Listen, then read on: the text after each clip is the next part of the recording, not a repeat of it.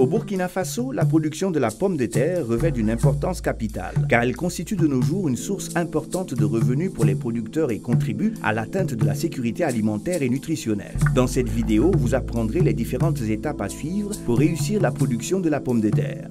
La production de la pomme de terre comprend 7 étapes que nous allons développer tout au long de cette présentation. La première étape, c'est le choix du site.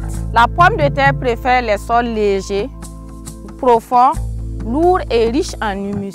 Il faut choisir un sol qui est sain et qui draine bien. Par contre, il faut éviter les sols trop argileux et humides, trop caillouteux et trop séchants. La deuxième étape, c'est la préparation du sol. Il faut apporter 15 à 20 tonnes de compost bien décomposé ou de fumier par hectare ou encore 2 brouettés par planche de 10 mètres carrés et également apporter 350 kg de NPK par hectare. Ensuite, il faut faire un labour profond de 35 cm de profondeur suivi d'un herçage. Puis, vous cassez les mortes de terre et vous nivelez bien votre terrain. Suivant le type de sol que vous disposez ou selon le mode d'irrigation que vous pratiquez, il faut soit réaliser des billons ou des planches. Si vous réalisez des planches, il faut faire une trouaison aux écartements recommandés à l'intérieur de ces planches. Il faut noter que la rotation est très importante dans la production de la pomme de terre. La pomme de terre trouve bien sa place après une céréale ou une légumineuse. Par contre, les cultures qui sont de la même famille des solanacées sont à éviter, telles que la pomme de terre elle-même, le piment, le poivron, la tomate, etc. La pomme de terre se produit surtout en saison sèche. 3 périodes de production sont possibles au Burkina Faso.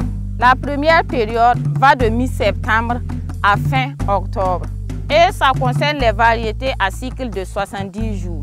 La deuxième période concerne le mois de novembre et c'est pour les variétés à cycle de 80 à 90 jours.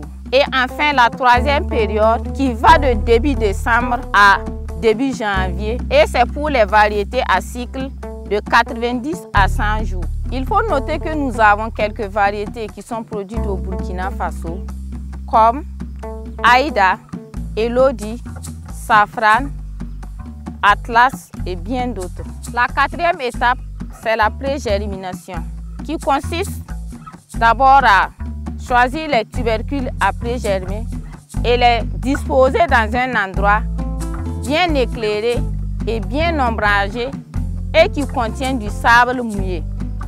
Ensuite, vous couvrez vos tubercules à germer avec soit de la paille ou des sacs en jute et vous arrosez suffisamment.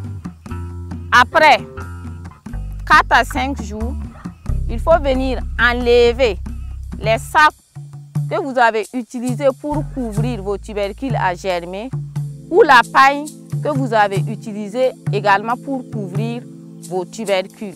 Et vous laissez les tubercules germer en lumière diffuse. La pré-germination peut durer environ 2 semaines.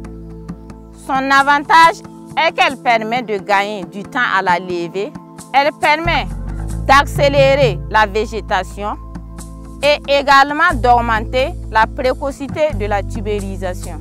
Les tubercules après germer doivent être des tubercules de bon calibre et également des tubercules sains. Voilà, 4 à 5 jours, on vient enlever le sac pour laisser les tubercules en lumière diffuse. Voici des tubercules pré-germés. Nous allons passer maintenant à l'étape de la plantation. Avant la plantation proprement dite, il faut d'abord préparer vos tubercules pré-germés en les découpant. Et ce découpage tient compte des bourgeons. Et selon les bourgeons, vous pouvez obtenir 4 à 6 morceaux. Après le découpage des tubercules pré-germés, il faut les traiter. Et le traitement consiste à les plonger dans une solution contenant 4 poignées de cendre et 4 litres d'eau.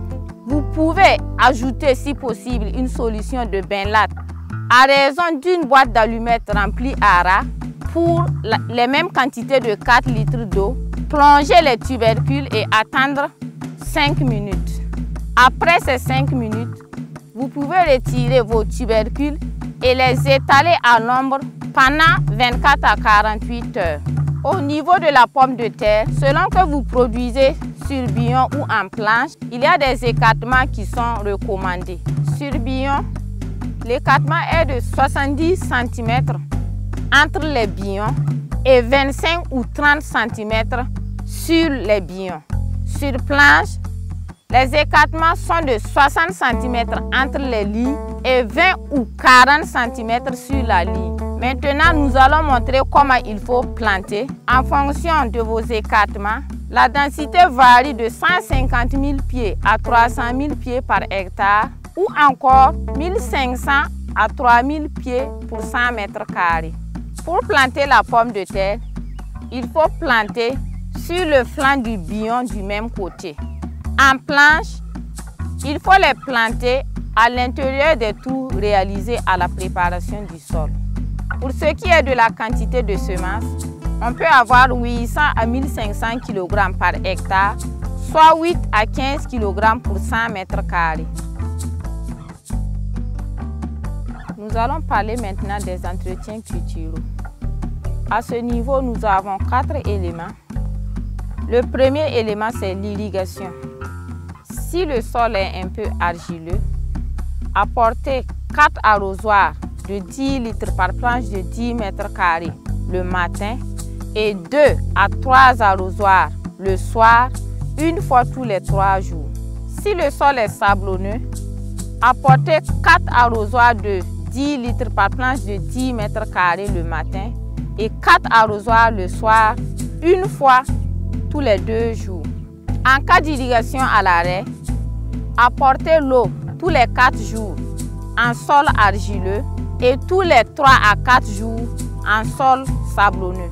3 semaines après la levée à 1 ou 2 semaines avant la récolte, les irrigations deviennent encore plus fréquentes.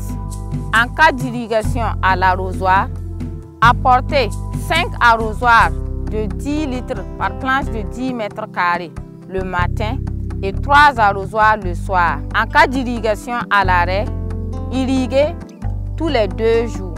Les apports d'eau doivent être arrêtés une dizaine de jours avant la récolte. Le butage est une opération très importante pour la tubérisation.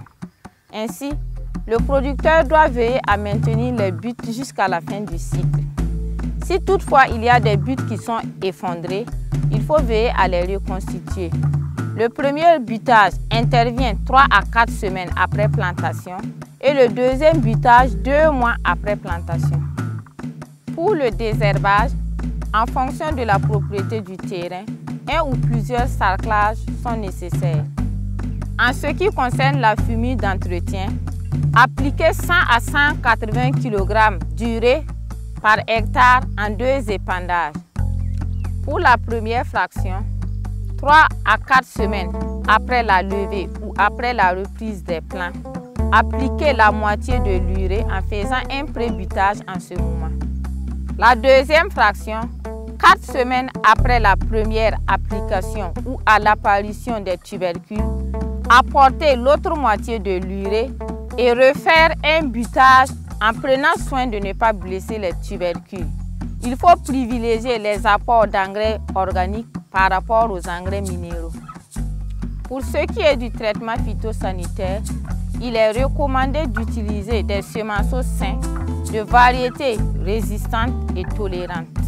En cas d'attaque, il faut arracher les plants malades, les mettre hors champ et brûler. En cas de nécessité de traitement, il faut utiliser des produits chimiques homologués ou des biopesticides efficaces et disponibles en se référant aux techniciens d'agriculture. Pour la récolte, il est conseillé de récolter quand 50% du feuillage est desséché ou jauni.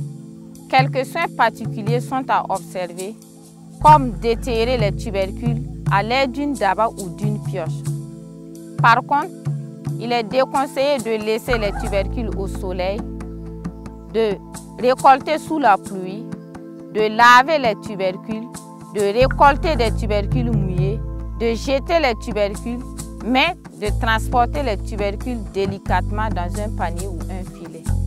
De nos jours, la pomme de terre peut constituer une opportunité d'amélioration des revenus et de la situation alimentaire et nutritionnelle des populations. Pour une meilleure maîtrise de la production de la pomme de terre, il est important de suivre l'itinéraire technique.